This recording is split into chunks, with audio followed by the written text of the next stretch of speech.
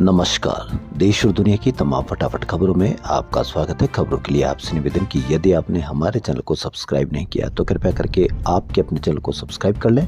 आप सब्सक्राइब करते हैं तो हमें हिम्मत होती है सही और सच्ची खबरें आप तक पहुंचाने की, वरना मीडिया में बांग्लादेश की खबर चलाई जा रही है, जबकि अमेरिका के राष्ट्रपति डोनाल्ड ट्रंप ने कहा कि वो 500% तक आप पे टैरिफ लगा देंगे। नुकसान आपको ज्यादा किससे है, बांग्लादेश या ट्रंप के टैरिफ से? लेकिन मीडिया आपको बताएगा कि आपको असुरक्षित किससे रहना है, आपको डर किसका होना चाहिए। मीडिया बता रहा है कि आपको बांग्लादेश के साथ डरना चाहिए, जबकि 500% टैरिफ लगेगा तो कितना जबरदस्त तरीके का असर होगा। लेकिन मीडिया से ये खबर बिल्कुल गायब है, नहीं कोई चर्चा, नहीं कोई कवरेज। तो क्या है ये बड़ी खबरों के साथ? इंदौर के पीड़ितों को इंसाफ दिलाने के लिए कांग्रेस न्याय यात्रा निकालने जा रही है।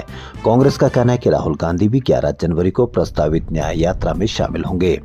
2024 के आम चुनाव से पहले कांग्रेस की तरफ से एक लंबी न्याय यात्रा निकाली गई थी, जिसका नेतृत्व राहुल गांधी ने किया था। देश के सबसे साफ सुथरे शहर को 7 बार खिताब जीत चुका है। इंदौर फिलहाल गंदे पानी की वजह से हुई मौतों को लेकर चर्चा में। सवाल इसलिए उठ रहा है क्योंकि मौतें भी आंकड़ों में उलझ कर रह गई है, लेकिन कोई भी सवाल नहीं पूछा जा सकता। कांग्रेस नेता राहुल गांधी ऐसे मौकों पर अक्सर लोगों के बीच पहुंचते हैं, लेकिन उनकी मीडिया से खबर बिल्कुल गायब कर दी जाती है। मध्य प्रदेश में किसानों की मौत का मामला हो या यूपी के हाथरस में हुई भगदड़ में मौतों का मामला, राहुल गांधी पहुंचते जरूर है और फिर मामले को संसद में उठाने का वादा भी करते हैं। इंदौर की घटना भी उसी कड़ी में शामिल होने जा रही है। अब देखना यह है कि आपको कितनी खबर चलाई जाती है, कितनी खबर बताई जाती है। ईडी ने आज मनी लॉन्ड्रिंग केस में पॉलिटिकल कंसल्टेंट फर्म आईपैक के ऑफिस और उसके डायरेक्टर प्रतीक जैन के घर पर छापेमारी की। प्रतीक ममता बनर्जी की पार्टी टीएमसी के आईटी सेल के हेड भी हैं। पश्चिम बंगाल में कोलकाता समेत 6 और दिल्ली में 4 ठिकानों पर छापेमारी की गई।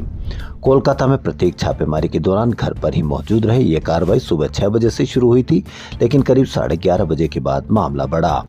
सबसे पहले कोलकाता पुलिस कमिश्नर प्रतीक के आवास पर पहुंचे। कुछ समय बाद सीएम ममता बनर्जी खुद लाउडन स्थित उनके घर पहुंच गए। ममता वहां कुछ देर रुकी। जब बाहर निकली तो उनके हाथ में एक हरी फाइल दिखाई दी। इसके बाद वे आईपैक के ऑफिस भी गई। उन्होंने कहा कि गृह मंत्री मेरी पार्टी के दस्तावेज उठवा रहे हैं।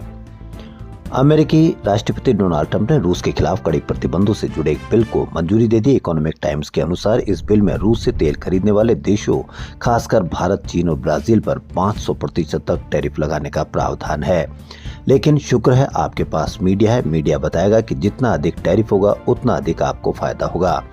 50% पर मीडिया ने आपको जबरदस्त फायदा बताया। 500% पर तो मीडिया उछल कर बताएगा कि आपको जबरदस्त फायदा होने जा रहा है, जबकि सारी दुनिया परेशान टैरिफ से। लेकिन आपका मीडिया आपको बताता है कि आप जितना अधिक टैरिफ भोगोगे उतना अधिक आपको फायदा होगा। जितना रुपया कमजोर होगा उतना आपको फायदा होगा। रिपब्लिकन सीनेटर लिंडसे ग्राहम ने बताया कि उन्होंने बुधवार को व्हाइट हाउस में राष्ट्रपति से बातचीत की, जिसमें ट्रंप ने संसद में बिल को पेश करने के लिए हरी झंडी दे दी। यह बिल पिछले कई महीनों से तैयार किया जा रहा था। इसे अगले हफ्ते संसद में वोटिंग के लिए लाया जा सकता है। बिल का नाम सैंक्शनिंग रशिया एक्ट 2025 है। इसका मकसद उन देशों पर दबाव बनाना है जो यूक्रेन युद्ध के बीच रूस से सस्ता कच्चा तेल खरीद रहे हैं। अमेरिका का आरोप है कि इससे रूस को युद्ध लड़ने में मदद मिल रही है। हिमाचल प्रदेश में कांग्रेस पार्टी केंद्र सरकार द्वारा मनरेगा योजना का नाम बदलने और योजना में बदलाव किए जाने के विरोध में 10 जनवरी से प्रदेश व्यापी आंदोलन शुरू करने जा रही है। इसकी रणनीति गुरुवार को शिमला स्थित कांग्रेस मुख्यालय राजीव भवन में बन रही है। प्रदेश अध्यक्ष विनय कुमार जिला अध्यक्षों की मीटिंग ले रहे हैं। कांग्रेस प्रदेश अध्यक्ष विनय कुमार ने कहा कि आंदोलन केवल जिला या ब्लॉक स्तर तक सीमित नहीं रहेगा, बल्कि बूथ स्तर तक चलाया जाएगा। उन्होंने कहा कि मनरेगा ग्रामीणों को साल में 100 दिन के रोजगार देने की गारंटी वाली योजना थी। प्रधानमंत्री कार्यालय के दबाव में इस योजना में बदलाव कर न केवल नाम बदला बल्कि योजना के स्वरूप को भी चेंज कर दिया। उन्होंने कहा कि पीएम ने केंद्रीय कैबिनेट को भी भरोसे में नहीं लिया। विनय कुमार ने कहा कि जीराम जी योजना से केवल नोटिफाई एरिया में ही रोजगार मिल पाएगा, उसकी भी गारंटी नहीं है। केंद्र ने मनरेगा सीधे तौर पर ग्रामीण भारत पर हमला किया। इंदौर के पीड़ितों को इंसाफ दिलाने के लिए कांग्रेस न्याय यात्रा निकालने जा रही है। कांग्रेस का कहना है कि राहुल गांधी भी 11 जनवरी को प्रस्तावित न्याय यात्रा में शामिल होंगे। सरन्ना सीट से समाजवादी पार्टी के विधायक अतुल प्रधान और भाजपा के पूर्व विधायक संगीत सोम के बीच तनातनी जारी है। सभा विधायक अतुल प्रधान ने संगीत सोम पर कई गंभीर आरोप लगाए। विधायक अतुल प्रधान ने अपने आवास पर संवाददाता सम्मेलन में कहा कि संगीत सोम एक और तो मोइन कुरैशी के साथ मिलकर मीट का कारोबार करते हैं और फिर बॉलीवुड फिल्म अभिनेता शाहरुख खान को गद्दार बताते हैं और हिंदू मुस्लिम की सियासत करते हैं। विधायक अतुल प्रधान ने संगीत सोम पर हमला बोलते हुए कहा कि वे मीट का कारोबार करते हैं और मुस्लिम लोगों के साथ मिलकर काम करते हैं और खुद को हिंदूवादी नेता दिखाते हैं। उन्होंने संगीत सोम को 2 मीट कंपनी का डायरेक्टर बताते हुए कहा कि इनकी 12-15 कंपनियां हैं, या तो ये डायरेक्टर है या इनकी पत्नी डायरेक्टर है या इनकी साली डायरेक्टर है। ऐसा तो नहीं है कि आप नए नए हिंदू बने हैं। केंद्रीय गृह मंत्रालय ने बताया कि देश में होने वाली जनगणना 2027 का पहला फेज 1 अप्रैल 30 सितंबर के बीच किया जाएगा।